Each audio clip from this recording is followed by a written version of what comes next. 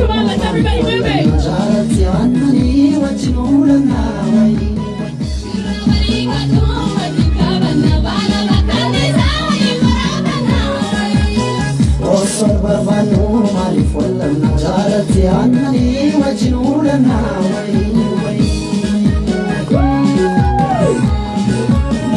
Our dancers are warmed up. They're about to come up and perform. You guys ready? Come on, let's hear it.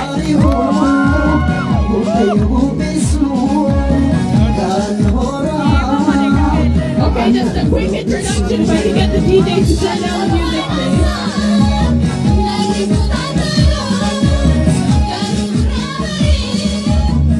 Perfect, thank you so much. Okay, so the dance that's up next is Khamise, the dance of the Wallo Oromo clan from northern Oromia. Wallo is known for their charisma and legend of Oromo heroism, and most importantly, their beauty. So let's give it up for Wallo Khamise! Woo!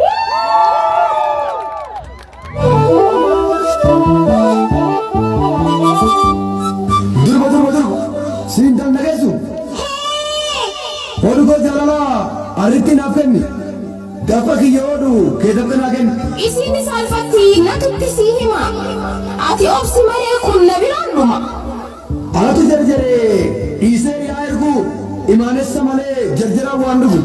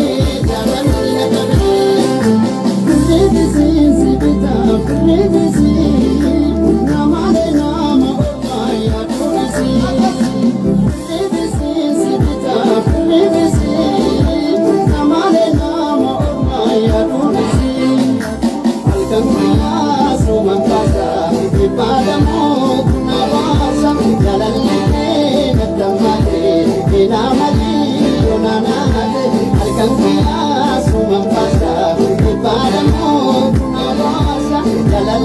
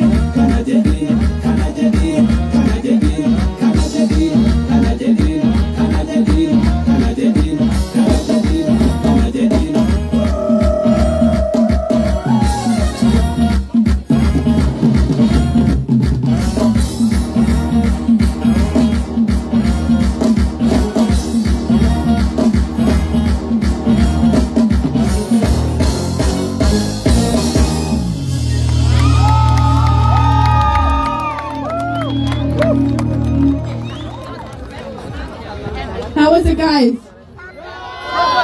Let's give a round of applause for our dancers. Come on. Come on, we can do better than that. Woo! Thank you so much. So while our dancers change for the next dance, I want to welcome you to go try some of our food and our delicious coffee, and most importantly, try on our clothes. The beads, which are all handmade, they're all just in the booths right behind us. But as they change, we're going to get some music going, and we want every single one of you guys in the crowd to dance along with us, please. So DJ, let's get some music going.